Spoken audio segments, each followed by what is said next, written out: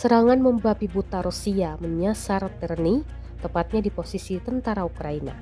Rekaman penyerangan diunggah di Telegram pada Jumat 10 Januari 2025. Tampak pasukan Rusia menempati posisi tentara Ukraina dan melempari granat tangan hingga menciptakan ledakan dahsyat. Dalam keterangan unggahan disebutkan, inilah momen penyerangan posisi angkatan bersenjata Ukraina oleh pasukan Rusia yang terekam drone. Pertempuran sengit saat ini memang terjadi di kawasan desa Terny di wilayah Donetsk.